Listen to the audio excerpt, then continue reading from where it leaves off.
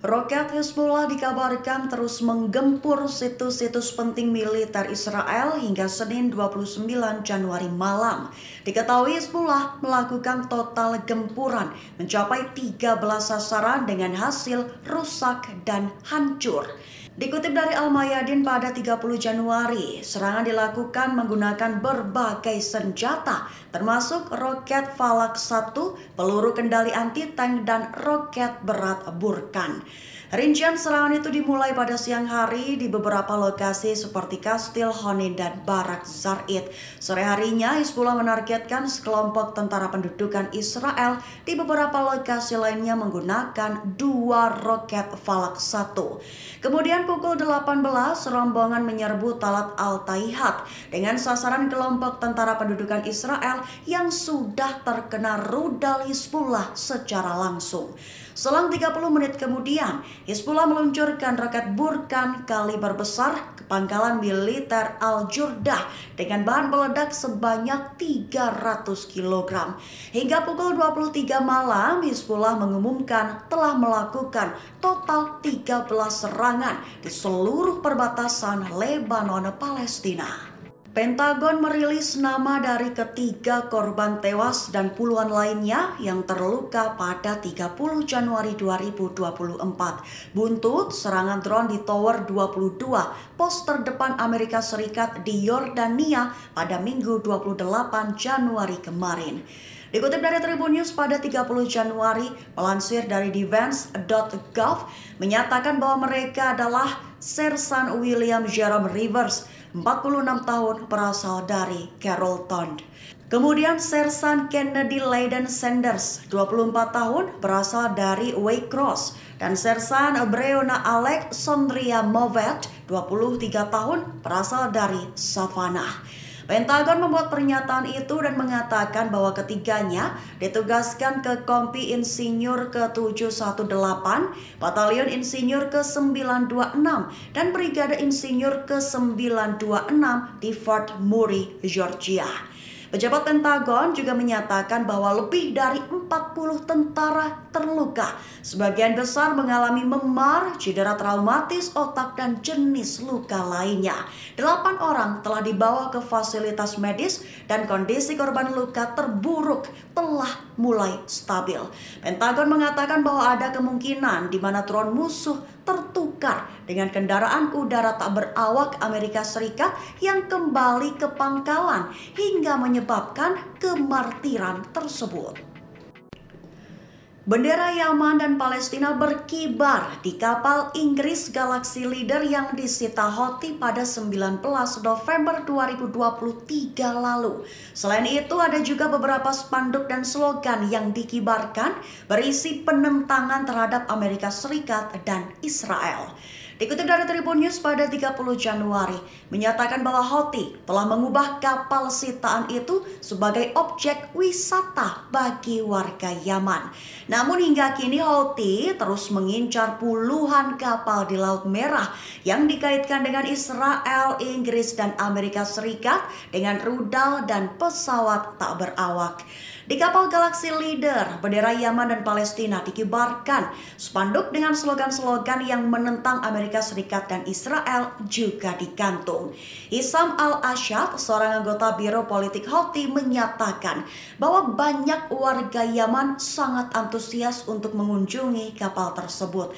Al-Ashad mengatakan bahwa berkumpulnya masyarakat Yaman di kapal yang sekarang menjadi tujuan wisata ini adalah bukti masyarakat Yaman berani melawan Israel. Buntut melakukan aksi menyamar dan membunuh 3 warga Palestina, IDF dapat kecaman dan disebut pengecut. Dikutip dari Tribun News pada 30 Januari melansir dari Wafa, menyatakan bahwa 3 remaja itu dibunuh oleh tentara Israel yang menyusup ke rumah sakit Ibnu Sina di Jenin, tepi barat. Diketahui saat mereka menyusup masuk ke rumah sakit, mereka menyamar sebagai tenaga medis. Sebagai tanggapan terhadap tindakan militer Israel tersebut, Brigade Al-Qassam menyebutnya sebagai operasi pembunuhan pengecut.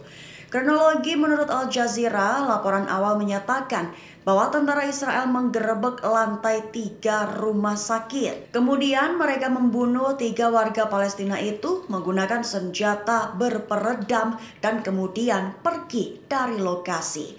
Sebatas informasi saja, sebelum ini pasukan pendudukan Israel juga menyerbu banyak wilayah di tepi barat.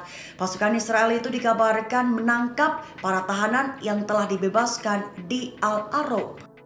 Perdana Menteri Israel Benjamin Netanyahu dikabarkan sedang diadili dan terjerat beberapa kasus, mulai dari kasus yang berkaitan dengan korupsi, penyuapan, dan pelanggaran kepercayaan. Dikutip dari Tribun News pada 30 Januari melansir dari Al Jazeera, menyatakan bahwa dilaporkan pada Senin 29 Januari, Kepala Tim Pembela Netanyahu dalam kasus korupsi meminta untuk diberhentikan dari jabatannya.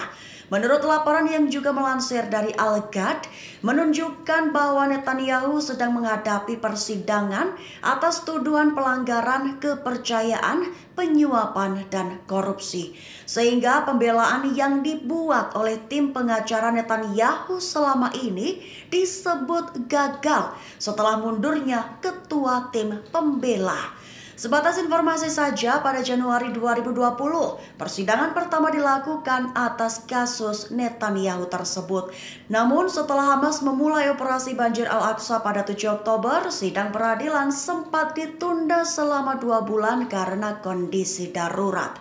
Per 1 Desember, Menteri Kehakiman Israel Yaris Levin kemudian mencabut status darurat dan peradilan dimulai lagi pada 4 Desember 2023. Namun, Netanyahu menolak berbagai tuduhan, termasuk penipuan, pelanggaran kepercayaan, dan penyuapan selama persidangan. Buntut 8 tentara Amerika Serikat terluka parah imbas penyerangan pada 28 Januari lalu. Presiden Amerika Serikat Joe Biden dikabarkan memberi sinyal membuka perang besar di Timur Tengah. Dikutip dari Tribun News pada 30 Januari disebutkan bahwa perang Gaza akhirnya berkembang menjadi perang besar di kawasan Timur Tengah antara milisi pembebasan Palestina, Hamas, dan tentara Israel.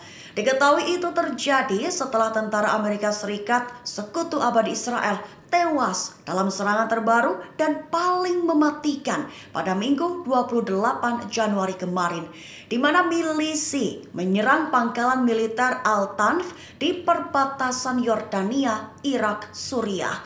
Ibasnya 3 tentara Amerika Serikat tewas dan puluhan lainnya terluka serta 8 diantaranya dalam kondisi serius. Menanggapi kabar itu, Biden berjanji akan menanggapi serangan tersebut. Pernyataan itu mengisyaratkan perang besar antara Amerika Serikat dan kelompok milisi perlawanan lintas teritorial di Irak, Suriah, dan bahkan Yaman. Sebagian besar pengamat geopolitik memperkirakan bahwa eskalasi itu akan memaksa Iran berperang secara langsung.